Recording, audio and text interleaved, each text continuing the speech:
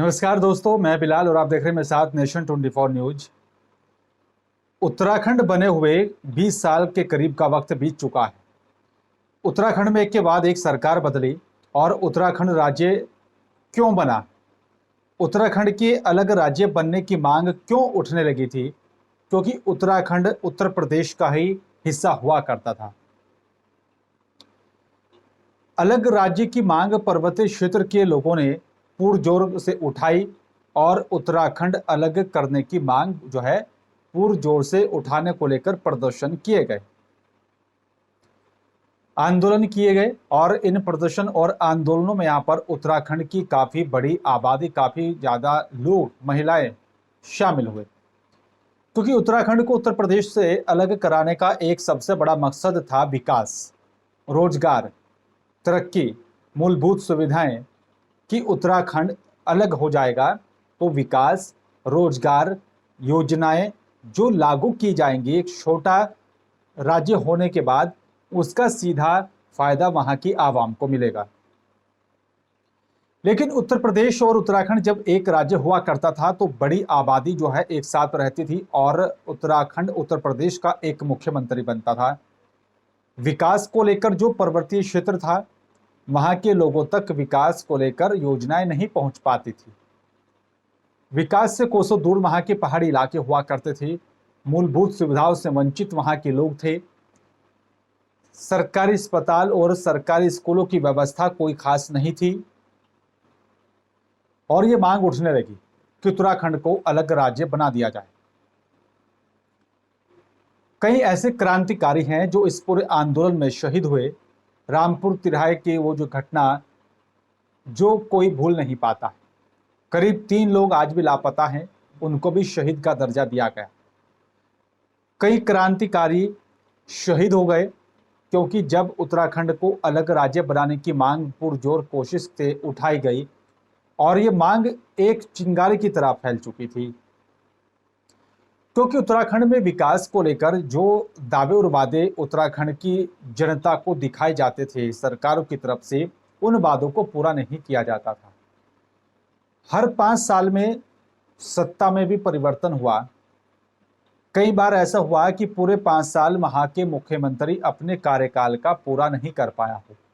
बीच में ही बदलाव हुआ, सरकारें गिर चुकी थी और लगातार ये कोशिश की जाती रही है कि उत्तराखंड अलग राज्य बनने के बाद वहां पर सारी सुख और सुविधाएं होंगी। सवाल ये उठता है कि जब से उत्तराखंड अलग बना है तब से उत्तराखंड में क्या बदलाव आया, कितना उत्तराखंड बदला और जिन सवालों को लेकर उत्तराखंड उत्तर प्रदेश से अलग हुआ था, क्या उन सवालों का जवाब वहां की जनता को मिला? जो विकास की बात वहां पर कही जा रही थी कि उत्तराखंड बनने के बाद विकास होगा, जो पहाड़ी इलाके हैं वहां पर जो है सरकारी सुविधाएं वहां पर मिलेंगी, सड़कें को जो है हर एक गांव तक सड़कें पहुंचेंगी, सरकारी अस्पतालों में डॉक्टर पहुंचेंगे, सरकारी जो स्कूल हैं वहां पर सुविधाएं बढ़ाई जाएंगी ताकि वहां पर जो छात्र हैं वो प्राइवेट स्कूलों का रुख ना करके सरकारी स्कूलों में पढ़ाई करें। किसानों को लेकर योजनाएं लाने की बात कही गई थी कि किसानों को लेकर सरकार की तरफ से योजनाएं लागू की जाएंगी ताकि उन योजनाओं का सीधा फायदा उत्तराखंड की जनता को मिलेगा। तो 20 साल से भी ज्यादा का वक्त हो चुका है, उत्तराखंड अलग हुआ था उत्तर प्रदेश से, तो उसमें क्या बदलाव हुए? पलायन नहीं रुक पाया। युवा रोजगार की तलाश में पड़ोसी राज्यों का रुख करते हैं। गांव के गांव खाली हो चुके हैं, पहाड़ी इलाके खाली हो चुके हैं। वो क्यों हो रहे हैं? सरकारें क्या कर रही हैं? उत्तराखंड को अलग बनाने को लेकर जिस तरह से मांग की जा रही थी, उसके बाद वहां पर जो है सुख सुविधाओं को लेकर सरकारों ने क्या कदम उठाया? एक के बाद एक वहां पर सरकार बनी। कांग्रेस की सरकार सत्ता में रही और आपको बता दें कि बीजेपी की सरकार सत्ता में रही और कई मुख्यमंत्री बने, लेकिन वहां के लोगों की समस्या का समाधान नहीं हो पाया। उत्तराखंड में समस्याएं कई प्रकार से लोगों के सामने आती है। हालांकि अगर प्रकृति के हिसाब से देखा जाए तो उत्तराखंड एक पर्यटन राज्य है जहां पर पर्यटन की अपार संभावनाएं हैं। अगर चाहे तो उत्तराखंड सरकार पर्यटन के क्षेत्र में काफी अच्छा काम कर सकती है। उत्तराखंड की सरकार अगर चाहे तो पर्यटन के क्षेत्र में एक नया आयाम खड़ा कर सकती है, एक नया जो है स्तंभ स्थापित कर सकती है। वहाँ के युवाओं को रोजगार दिए जा सकते हैं, पहाड़ी इलाकों में किसानों को स्थापित किया जा सकता है। जो गांव से लोग पलायन करने को मजबूर हैं, वो पलायन क्यों कर रही हैं, उसकी मुख्य वजह क्या है, उस पर अगर सरकार काम करे तो कहीं ना कहीं किसानों का जो पलायन करने का उनका अपना मन है उसको बदला जा सकता है। सबसे बड़ी मुख्य वजह मानी जाती है रोजगार, विकास, मूलभूत सुविधाएं, जैसे कि सरकारी अस्पतालों में डॉक्टर ना होना, वहाँ पर सुविधाएं ना होना, सरकारी स्कूलों में जो है टीचर्स का ना होना, किसानों को उनकी फसलों के अच्छे दाम ना मिल पाना, बाजार मुहैया ना हो पाना। अगर सरकार इस क्षेत्र में काम करे तो कहीं ना कहीं उत्तराखंड की जनता का जो रोजगार को लेकर रुझान बदला है, दिल्ली जैसे शहरों का रुख करने को मजबूर हो जाते हैं उत्तराखंड के युवा, उनको वहां पर रोका जा सकता है। बड़े स्तर पर अगर वहां पर उद्योग लगाए जाएं पहाड़ी इलाकों में, हालांकि जो मैदानी इलाके हैं, जो देहरादून के आसपास का क्षेत्र है, वहां पर काफ़ी तादाद में उद्योग लगे हैं, लेकिन जो पहाड़ी इलाके हैं अगर वहां पर भी कुछ उद्योग जो है सरकार लगाए तो वहां की जो आसपास की जो आबादी है उनको रोजगार मिल सकता है। और अगर वहाँ के किसानों की बात की जाए तो किसान भी अलग अनेकों प्रकार की वहाँ पर अपनी खेती करते हैं, क्योंकि जड़ी बूटियाँ वहाँ पर उगाई जाती हैं। और अगर वहाँ पर किसानों की इन समस्याओं का समाधान कर दिया जाए सरकारों की तरफ से तो कहीं ना कहीं उत्तराखंड से जो पलायन किया जा रहा है उसको रोका जा सकता है। अगर उत्तराखंड की जनता को बिजली जैसी सुविधाएं, जो गांव तक पहुंचने के रास्ते हैं वहां पर पक्की सड़कें, पानी की व्यवस्था, खाने पीने की सामग्री की व्यवस्था सरकार की तरफ से की जाए तो कहीं ना कहीं उत्तराखंड की जो आवाम है उसका जीवन यापन वहां पर हो सकता है। लेकिन अगर सरकारी अस्पतालों में डॉक्टर नहीं मिलेंगे, वक्त पर इलाज नहीं होगा, सड़कें नहीं बनेंगी, रोजगार मुहैया नहीं होंगे, किसानों को बाजार मुहैया नहीं करवाया जाएगा, तो कहीं ना कहीं एक बड़ी समस्या बन जाती है पलायन करना।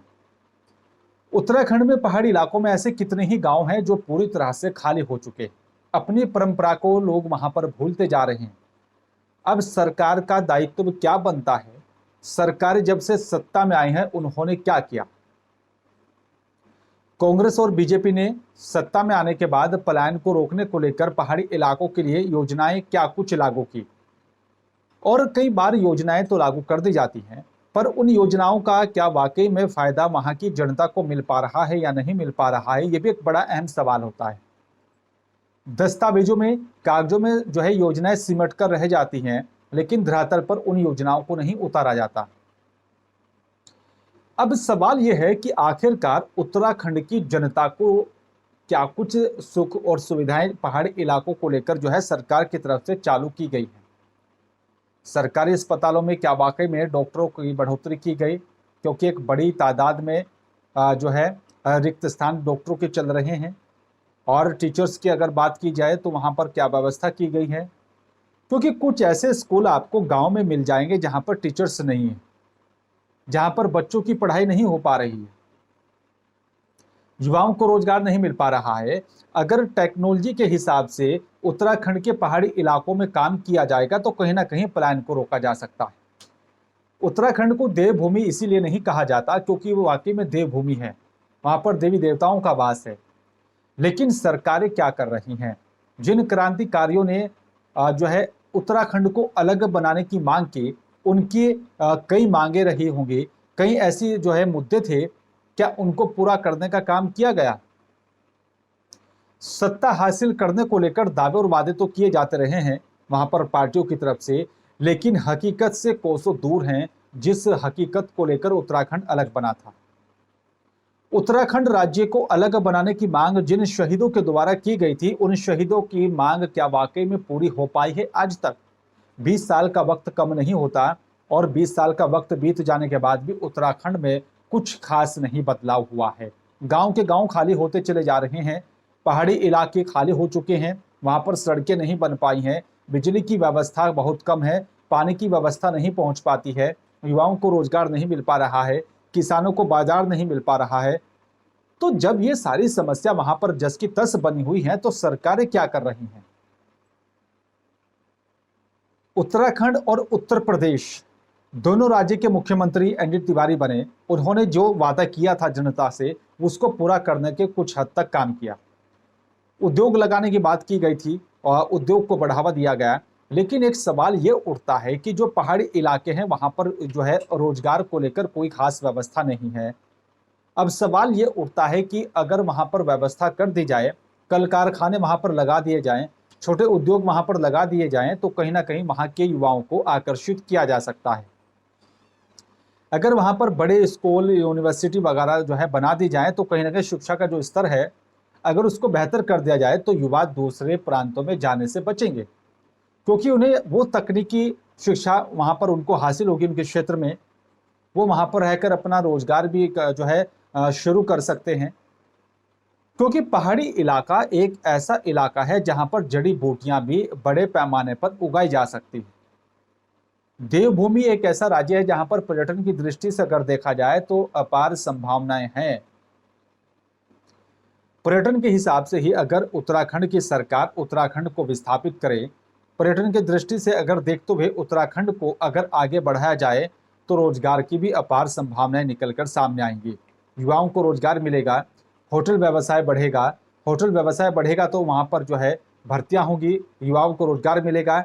स्थानीय किसानों को वहां पर रोजगार मिल जाएगा, क्योंकि जब बड़े पैमाने पर जो है पर्यटक दूसरे देशों से, विदेशों से, राज्यों से उत्तराखंड पहुंचेंगे तो कहीं ना कहीं जो है मांग बढ़ेगी, होटल बढ़ेंगे और होटलों में फिर वहां पर सब्जियां और बाकी तमाम चीज़ों की भी आवश्यकता बढ़ेगी और उसको पूरा करने का काम जो है वो स्थानीय किसान करेंगे। स्थानीय किसानों को भी रोजगार मिलेगा और दूसरी तरफ होटल व्यवसाय बढ़ेगा और जिसके चलते उत्तराखंड की जो है आमदनी पर्यटन के क्षेत्र में दोगुनी हो जाएगी, युवाओं को रोजगार मिल जाएगा। तो इसके बाद ना तो युवा वर्ग दूसरे प्रांतों का रुख करने को मजबूर होंगे और ना ही किसान दूसरी जगह पर जाने को मजबूर होंगे। सरकार को किसानों के हिसाब से कुछ योजनाएं लागू करने की आवश्यकता है, ताकि जो पहाड़ी इलाके हैं वहां पर किसान कब और किस वक्त क्या फसल उगा सकते हैं, उसको कैसे फिर फसल को बाजार में बेचा जाए, तो सरकार को ये सोचना होगा। उत्तराखंड की आबादी को लेकर अगर बात की जाए, जो पहाड़ी क्षेत्रों में रहते हैं लोग, गांव खाली हो रहे हैं, आबादी घटती जा रही है। पहाड़ ये पूछने पर मजबूर हो रहा है कि आखिरकार क्या इसीलिए मुझे अलग किया गया था उत्तर प्रदेश से कि गांव के गांव खाली हो जाएंगे? उत्तराखंड के पहाड़ ये पूछने पर मजबूर हो जाते हैं कि गांव के गांव खाली क्यों हो रहे हैं। उत्तराखंड की वो नदियां ये पूछने पर सरकारों से मजबूर हो जाती हैं कि आखिरकार मेरा दोष क्या है? आपने सत्ता काबिज की, उत्तराखंड अलग बनने के बाद दावे और वादे उनका क्या हुआ? उत्तराखंड में पर्यटन के हिसाब से अगर उत्तराखंड को आगे बढ़ाया जाए तो अपार संभावनाएं हैं युवाओं को रोजगार और साथ ही वहां की आबादी के लिए। सरकार का राजस्व बढ़ेगा, युवाओं को रोजगार मिलेगा। तो सवाल ये उठता है कि सरकारें क्या कर रही हैं? एक के बाद एक सरकार आई और चली गई। कई बार सरकार जो है, जो मुख्यमंत्री वहां का बना वो अपना पूरा कार्यकाल नहीं कर पाया। एक और बड़ा अहम सवाल है उत्तराखंड की जो है सरजमी को लेकर। वहां पर 5 साल के बाद सत्ता परिवर्तन होती है। कई मुख्यमंत्री बदले, कई नेता बदले, राज्यपाल बदले, लेकिन हालात नहीं बदले। उत्तराखंड के जो पहाड़ी इलाके हैं वहां पर आज भी अगर आप जाकर के देखेंगे तो व्यवस्था जस की तस बनी हुई है। पीने के पानी की व्यवस्था पहाड़ी इलाकों में कुछ गांव ऐसे हैं जहां पर सही तरीके से नहीं चल पा रही है। अगर कोई बीमार हो जाए उसे अस्पताल तक पहुंचाने के लिए घंटों लग जाते हैं, क्योंकि रास्ते नहीं है। और अगर कोई पहाड़ी इलाका है, वहां पर कोई गांव है जो दूर दराज बसा हुआ है, तो सरकार की जिम्मेदारी होती है, सरकार की नैतिक जिम्मेदारी है, बल्कि वहां पर रास्ते की व्यवस्था करें, पानी बिजली जैसी मूलभूत सुविधाओं की व्यवस्था करें। लेकिन सरकार की तरफ से जस का तस रवैया बना हुआ है, उसको कौन करेगा? शहीद हुए क्रांतिकारी जब इस पूरे आंदोलन को लेकर लड़ रहे थे और उत्तराखंड से अलग करने की मांग की जा रही थी, उनका सीधा मकसद यही था कि उनके आने वाली जो पीढ़ी है उसका भविष्य उज्जवल होगा। उत्तराखंड की आने वाली जो आबादी होगी उसको रोजगार मिलेगा। जो गांव है वहां पर सड़कें बनेंगी, पक्की सड़कों का निर्माण होगा। जो जहां पर स्वास्थ्य सुविधाएं नहीं है वहां पर जो है अस्पताल बनेंगे और वहां पर डॉक्टरों की तैनाती की जाएगी। लेकिन क्या वो सब कुछ पूरा हो पाया? ये सवाल आज भी हर कोई जानता है और पूछना चाहता है, उसका जवाब नहीं मिलता। जंगल के जंगल खाली होते जा रहे हैं, जंगलों को काटा जा रहा है, पहाड़ी इलाकों में पहाड़ियों के साथ छेड़छाड़ की जा रही है, फिर भूस्खलन जैसी समस्या उत्पन्न हो जाती। सरकारों के सामने सवाल कई हैं, लेकिन सरकार जब विपक्ष में होती है और विपक्ष के बाद जब सत्ता पर काबिज होती हैं पार्टियां, तो उनको सब कुछ भुला दिया जाता है। सरकारें कई बदली, कई मुख्यमंत्री बदल चुके हैं। विपक्ष में आने के बाद सवाल तो उठाने लगते हैं सरकारों पर, लेकिन जब खुद सत्ता में होते हैं तब उन सवालों का जवाब उनके पास नहीं होता। आज बड़े पैमाने पर उत्तराखंड के पहाड़ी इलाकों से लोग जो हैं पलायन कर दिल्ली, नोएडा, गाजियाबाद जैसे बड़े शहरों का रुख करने को मजबूर है। वजह है शिक्षा व्यवस्था, स्वास्थ्य सेवाएं और रोजगार। मूलभूत सुविधाएं नहीं मिल पा रही और यही एक कारण है कि यहां पर लोगों को सुविधाएं ना मिल पाना एक बड़ा मुख्य कारण है। लेकिन सवाल यह है कि जब सरकारें बदलती हैं तो सरकारें बदलने के बाद वहां के हालात क्यों नहीं बदलते? लेकिन एक और अहम सवाल यह भी है कि आखिरकार सरकार जब युवाओं को रोजगार देने की बात करती है तो वो रोजगार कहां पर चला जाता है? वो रोजगार युवाओं को क्यों नहीं मिल पाता है? उस रोजगार को लेकर सरकार के पास व्यवस्था क्या है? क्या वाकई में उत्तराखंड की आवाम के लिए सरकार के पास कुछ करने के लिए नहीं है? या फिर गांव के गांव ऐसे ही खाली होते चले जाएंगे? क्या उत्तराखंड अलग हुआ है सिर्फ इसलिए कि सरकारें बने और चली जाएं, लोग अपनी राजनीति करते रहें? सरकारों का काम क्या है? मूलभूत सुविधाएं कैसे दी जाएं जनता को? पहाड़ी इलाकों को क्या वाकई में वो सुविधाएं मिल पा रही हैं जो मैदानी इलाकों में लोगों को मिल पा रही हैं? जो दूर दराज पहाड़ी इलाके हैं जहां पर जब बारिश होती है तो भूस्खलन के चलते कई मर्तबा वहां के रास्ते बंद हो जाते हैं। रास्तों का बंद हो जाने के बाद जो है एक दूसरे इलाके से संपर्क टूट जाता है, कई कई दिन हो जाते हैं। अगर पहाड़ी इलाकों में गांव में कोई बीमार है तो उसको अस्पताल तक पहुंचाने में कई मर्तबा पूरा दिन लग जाता है। उसको लेकर क्या हवाई टैक्सी का बंदोबस्त सरकार की तरफ से किया गया? अगर किया जा रहा है तो उसका किराया क्या है? क्या सरकार की तरफ से उस सुविधा को फ्री नहीं किया जा सकता? लेकिन सरकार की तरफ से जो दावे और वादे किए जाते हैं उसका कितना असर उत्तराखंड की आवाम पर पड़ रहा है? उत्तराखंड की जनता के लिए क्या वाकई में उत्तराखंड की सरकारों ने काम किया? क्योंकि अभी कांग्रेस विपक्ष में है और सत्ता पर काबिज बीजेपी। त्रिवेंद्र सिंह रावत मुख्यमंत्री बने, उसके बाद बदलाव कर दिया गया। हरक सिंह रावत को मुख्यमंत्री बनाया गया, उनको भी बदल दिया गया। उसके बाद धामी को मुख्यमंत्री बनाया गया। एक कार्यकाल में 3-3 मुख्यमंत्री का होना,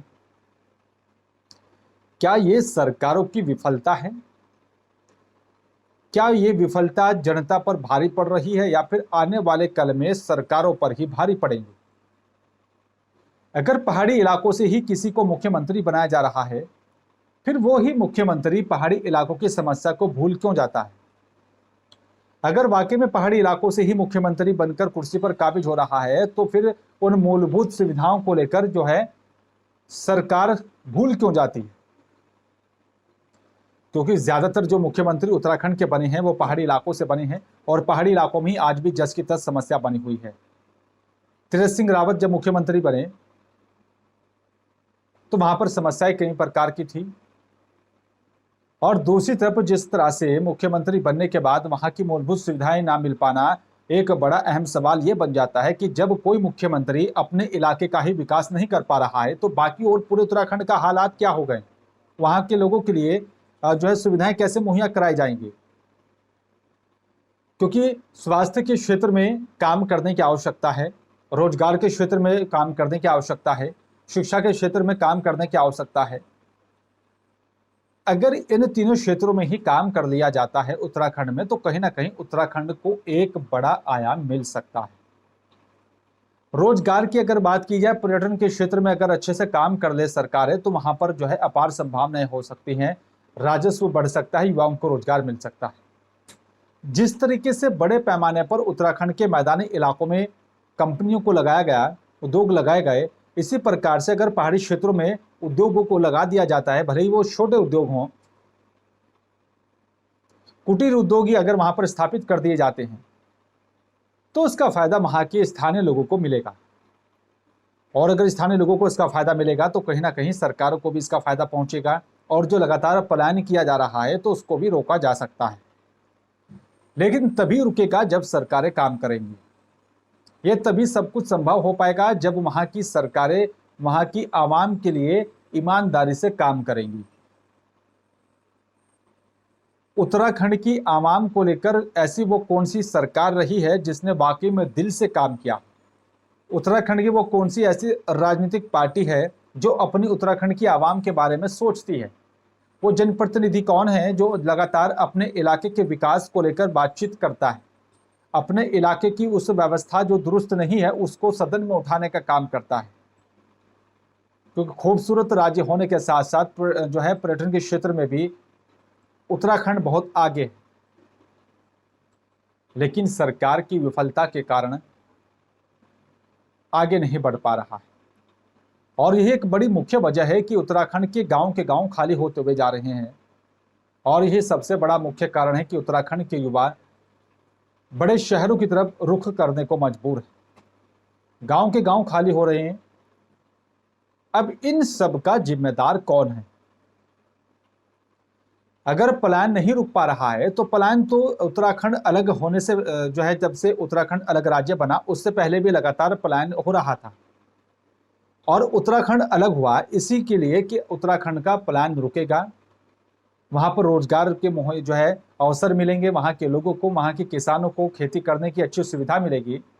अगर ये सब कुछ सुख सुविधाएं अभी भी नहीं मिल पा रही हैं तो फिर उत्तराखंड अलग राज्य बनने का फायदा क्या हुआ? जिन क्रांतिकारियों ने, जो क्रांतिकारी शहीद हो गए, क्या वाकई में उनका शहीद हो जाना सही लगता है? वो तब जब जाकर शहीद होगा जब तक सरकार की तरफ से उन शहीदों की मांगों को पूरा नहीं किया जाएगा जो मांगे वो क्रांतिकारी उठा रहे थे। तब जाकर जो है उत्तराखंड को एक नया राज्य के हिसाब से, एक नए राज्य के रूप में हम लोग देख सकते हैं। उत्तराखंड में अलग अलग प्रकार के लोग वहां पर रहते हैं, हर एक धर्म जाति के लोग वहां पर रहते हैं। उत्तराखंड की अपनी एक लोक संस्कृति है, उसको बचाने को लेकर भी लोग जद्दोजहद कर रहे हैं। पहाड़ी इलाके होने के साथ साथ वहां पर अनेकों प्रकार की संभावनाएं हैं, लेकिन सरकार को सोचने की आवश्यकता है। सरकार को समझने की आवश्यकता है कि उत्तराखंड के पहाड़ी इलाकों के लिए क्या कुछ योजनाएं लागू की जाएं जिनका सीधा फायदा वहां की आवाम को होगा। उत्तराखंड की आवाम के लिए उनके हिसाब से ही योजनाओं को लागू करना होगा। वहां के जो जनप्रतिनिधि हैं वो अपने इलाके की समस्या को अगर सदन तक पहुंचाने का काम करेंगे, अगर सरकार तक पहुंचाने का काम करेंगे तो उम्मीद की जा सकती है कि वहां पर विकास वाकई में लाजमी होगा। एक जनप्रतिनिधि चुनने के बाद वो मैदानी इलाकों में, देहरादून जैसे शहर में आकर बस जाता है तो वो अपने शहरों से कट जाता है, वहां की जो समस्या है उससे कोसों दूर हो जाता है।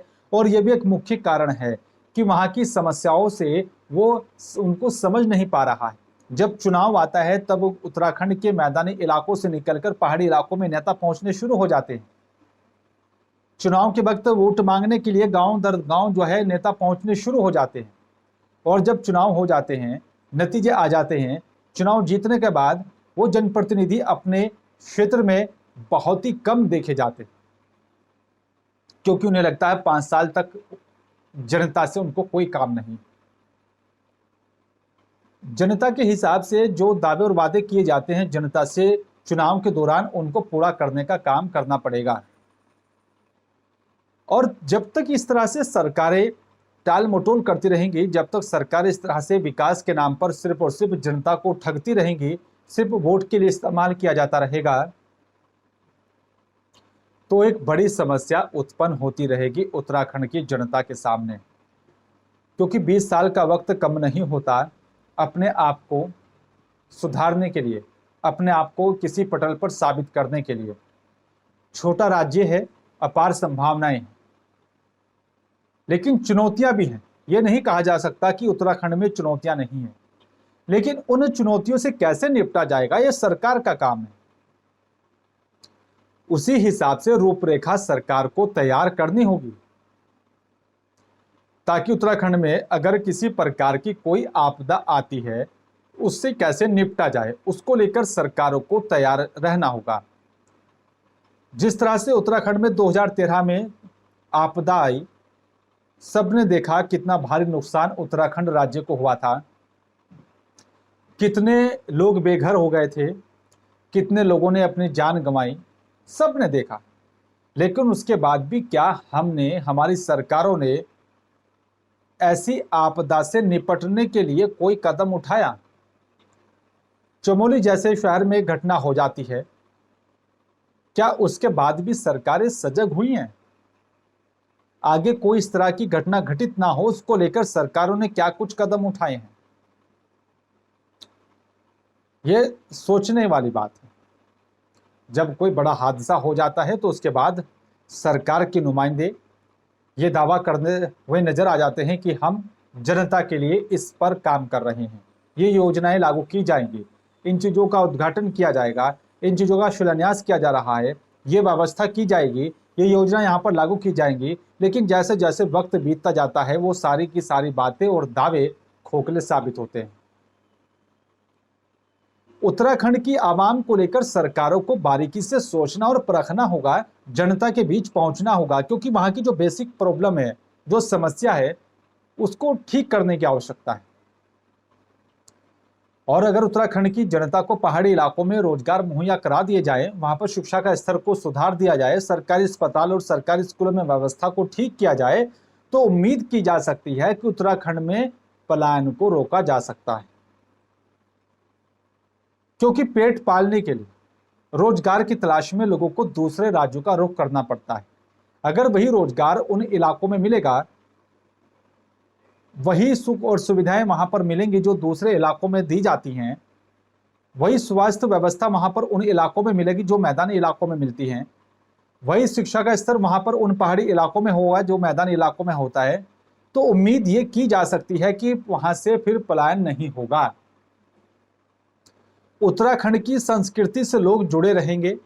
उत्तराखंड की जो आवाम है, जो उनका कल्चरल है, जो वहाँ की संस्कृति है, वो उसको लगातार आगे बढ़ाते रहेंगे। क्योंकि वहाँ की जो लोक संस्कृति है, लोक परंपराएं हैं, कहीं ना कहीं लोग उनसे भी दूर होते हुए जा रहे हैं।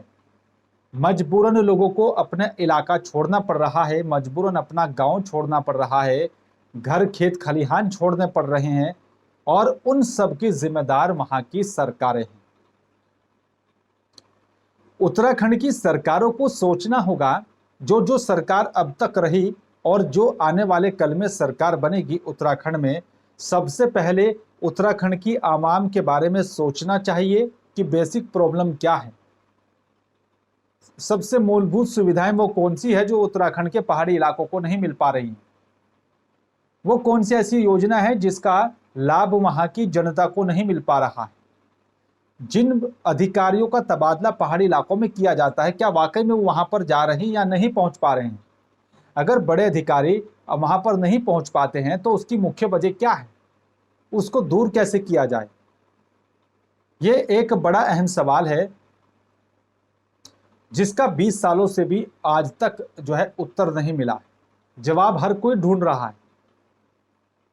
सरकारें बड़े बड़े दावे और बड़ी बड़ी योजनाओं को लागू करने की बात तो करेंगी, लेकिन धरातल पर नहीं उतारा जाएगा। सरकारों की तरफ से काम क्या किया जा रहा है, सरकारों की तरफ से रोजगार क्या मुहैया कराए जा रहे हैं, रोजगार कितना दिया जा रहा है, युवाओं को लेकर क्या कुछ योजना सरकार की है, पटल पर क्या कुछ उतारा जा रहा है, युवाओं को रोजगार देने के जो वादे किए जाते हैं उसको कितना प्रतिशत युवाओं को रोजगार दिया गया, जो उद्योग लगाने की बात कही जाती है कितना प्रतिशत उद्योग नया लगाया गया, कितने यहाँ पर कल कारखानों को लगाया गया, बिजली की अपार संभावनाएं हैं बनाने की उत्तराखंड में, कितने कारखाने लगाए गए, यह सोचने की आवश्यकता है। लेकिन बड़ा अहम सवाल यह भी है कि आखिरकार उत्तराखंड की आवाम, उत्तराखंड की जनता जो 20 सालों से उनको अभी तक नहीं मिल पाया है उसको पूरा कैसे किया जाएगा, यह बड़ा अहम सवाल है। और सरकारों को सोचना चाहिए, जो भी सरकार अभी तक रही है और जो सरकार आने वाले कल में बनेगी उत्तराखंड की सत्ता पर काबिज होंगी, कि उत्तराखंड की मूलभूत सुविधाओं को कैसे ठीक किया जाए। तो फिलहाल मेरे साथ सिर्फ इतना ही। नमस्कार।